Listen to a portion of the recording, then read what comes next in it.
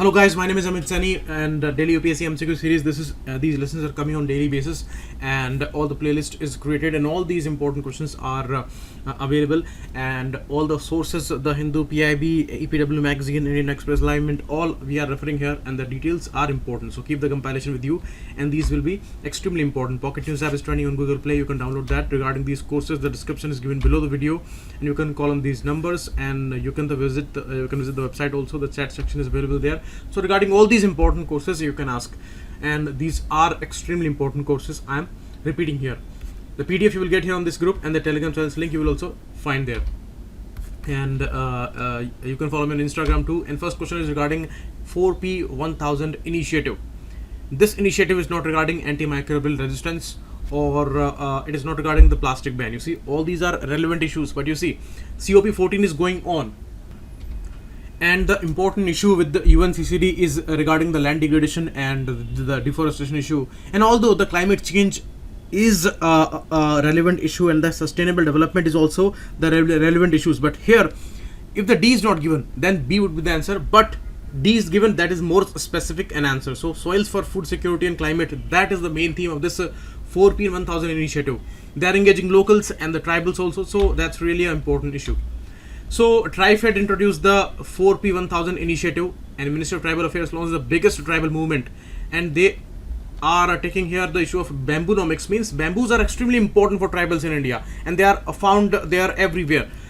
And the minor forest produce issue and the changes of the category in the bamboo plant. So these all issues are relevant this year and the very next year. So here they may ask you very important details like the TriFed. It is regarding the marketing of the tribal products. So that's an important federation under Ministry of Tribal Affairs. And 4 per 1000, this is a national initiative, and it is also an international initiative. Internationally, it was launched in 2015 in COP21, and now it is launched by TriFed here in India. And you see, these all things are crucial with this important initiative, like appropriate management of lands and soils, sustainable development, and soil carbon stocks, and these CO2 concentrations, how to tackle them with reversing the deforestation issue, land degradation issue, and main issue is the soils for food security and climate. So all aims are actually relevant here with this initiative, but the specific thing would be soils here, because the UNCCD issue is regarding the desertification, land degradation, and the deforestation issue, and that is all about soils. It's a voluntary one, it's not a mandatory one, so that's important. Next, INS Vikrant. You must remember, INS Vikrant is the first aircraft carrier. Aircraft carriers means these huge ships, Indian naval ship, which have those runways for landing and taking off all these aircrafts which are there. So Tejas issue we discussed yesterday. LCA Tejas, it has been given the clearance there to induct in the Navy, and two versions are there, the Navy version and the Indian Air Force version. Navy version is way more stronger. The landing gear is also stronger there, because in a limited space on these aircraft carrier ships, they need to take off there. So normally the runway must be at least 1 kilometer, and there they get the space of 100 meters only. So the flight from that carrier is very, very important. So they may ask about the carriers also. So INS Vikrant is the first indigenous aircraft carrier built in India by Cochin Shipyard Limited. So second is correct, but first is wrong, because INS Vikrant is not operational yet. It will be operational after 2021. Right now, only operational aircraft carrier is the INS Vikramaditya. So that's the answer here, and first is wrong, second is correct. Only 2 is the right answer here. You can read all the details regarding INS Vikrant, and this is the picture of Vikramaditya, and these kind of runways I was talking about. So it is only 100 meters, and in this limited space they need to take off here. And INS Vikramaditya, which entered into service in 2013, and we took it from Russia. It's a modified Kiev class aircraft carriers, so that's important. And LCA Tejas, these details are given here. From INS Vikramaditya, it will take off now. Next, Article 44. polity questions, they are extremely unique in the recent years. Means the questions are based on philosophy and the proper interpretation and the understanding of these phenomena. Like Article 44 talks about the Universal Civil Code. So Universal Civil Code means it is talking about the universal issue, making things universal. So that will not consider the discrimination, whether it is negative or positive. So this is wrong. It is about making things universal. The civil code that must be universal, but that is not possible till now. And Supreme Court said to central government that you were failed in executing a important universal code there. So Article 44 talks about UCC, but it is the issue under DPSPs, because from Article 36 to 51 these are DPSPs, Directive Principles of the State Policy, and these are not legally enforceable. So this is also wrong. Both the statements are wrong here. D, none is the answer. Okay, you can read all these things here, that what is the problem, what are things that are going on. Next, community radio stations. Recently the announcement was there that 118 new community radio stations will be operational very soon, and already we have 180 community radio stations. These are local stations, and in the local languages, according to the local traditions, cultures, they air these programs and all, and the range is around 10 to 15 kilometers in any area. So these are extremely important.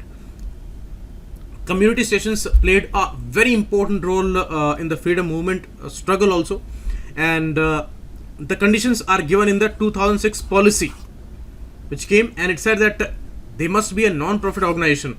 So the community must be the served unit there. So they should not go for profit making there, and the state has a role there because it is giving allowance for these ranges and antennas and all these things, and the electricity requirements, they will be fulfilled by state. So only local communities will not maintain and finance, they will also support. So this is also wrong, and this is a right statement. Only one is the right answer here. 2006 policy, and the radius is given here, and already 180 stations are there, and 118 will be set up newly. It must be a non-profit organization, it must be a registered entity, a legal entity. That is also a condition. Okay, they cannot allow any illegal or unregistered entity. Okay, next, India has become the first country in the world to implement a scientific social responsibility. You must have heard about the CSR activities, corporate social responsibility. Means without any restriction, regulation, corporate entities will not serve the society for sure. They will always go for the profits.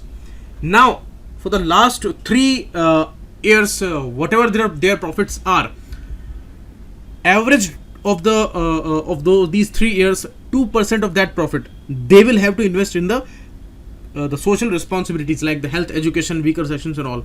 So on the same lines, now there are going to be scientific social responsibilities for the scientific community in India, and this will be mandatory. And this draft is given by Department of Science and Technology. It is not by NITI Aayog, so this is wrong. And a central agency will be established within DST only. Scientific social responsibility will be on the CSR lines, and India has not become yet. India is proposing, and India may become the first country, but till now India has not become the first country, although they are proposing for that. So both the statements are wrong here. D, none is the right answer.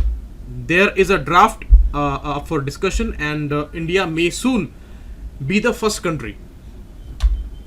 Okay, details are given here in the PDF, and you will get that.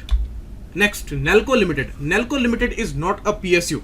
Nalco Limited is a private company under the Tata Group, and out of the whole trust with the Tata Group there, in December 18 there was a program and there was a project by Department of Telecom, and there they are allowing this company to provide the maritime satellite internet service, and not only maritime, in the airplanes also. So where these mobile towers and all these are not present, like in the maritime area, in the oceans and all, these towers are not present, and in these skies, that the range is not caught by these planes. So satellite internet service is the only viable option there, and this company will be making this satellite internet issue available there in these planes and the maritime sector. Right now the maritime sector is given this service, and in Mumbai, Maharashtra, this was inaugurated, and they will use VSAT technology, very small aperture transmission technology. So these are simple dish antennas, and the diameter is less than 3.8 meters. So it's a very small aperture terminal. And second is correct, because it is the first Indian company to offer communication services to maritime sector in Indian waters, but it is not a PSU. So second is correct, first is wrong. Only 2 is the right answer here. This was the project CEIR, Central Equipment Identity Register System. In this important project, they were concerned about the security, theft, and all these issues with the mobile network. So these are very sensitive. National security is a very important issue, and in these today's advanced world, mobiles and these wireless technologies can be used in a dangerous way. So this project was regarding that, and under that only they have allowed these maritime satellite internet service and the airplanes satellite internet service. Here Nalco, a Tata Group company, that will be using the transponder capacity of satellites of ISRO, and they will be making these things available.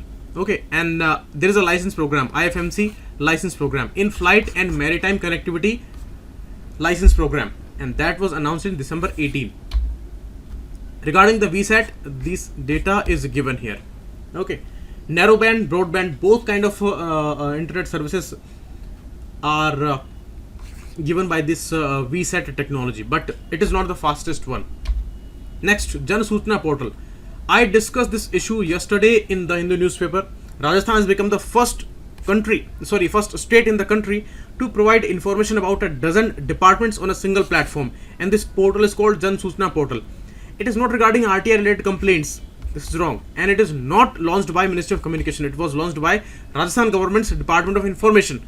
So this is perfectly wrong, and second is correct, because Rajasthan became the first state, and on a suo motu basis, means without any request, they will upload all these data and all these information services on the portal there, Jan सूचना Portal there, and the grievance redressal is also there. All the details are extremely important. I discussed this issue in much detail yesterday.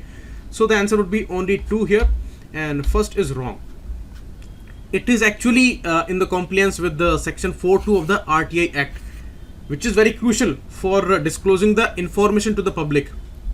Okay. Next, India is the largest user of groundwater in the world, and almost 90% of it we use for drinking water. So that's really a correct statement, and that is why it's a dangerous situation. Chennai has lost all its groundwater, and all other cities are very soon going to be dry under the ground, because the table is diminishing with a very, very fast pace, and especially in the northern India region, where irrigation, drinking water, everything is dependent on the groundwater issue, and that table is depleting very, very soon. Central Groundwater Authority was constituted, but not under Water Act. It was under Environmental Protection Act of 1986. Okay, so that's a very important detail. So this is a wrong statement, and first is correct. Only one is the right answer here. The details are given here regarding the Central Groundwater Board and the authority there. And the act, you must remember, Environmental Protection Act 86. So this is all today. We will meet again tomorrow. Thanks a lot. Keep watching. It was Amit Sani.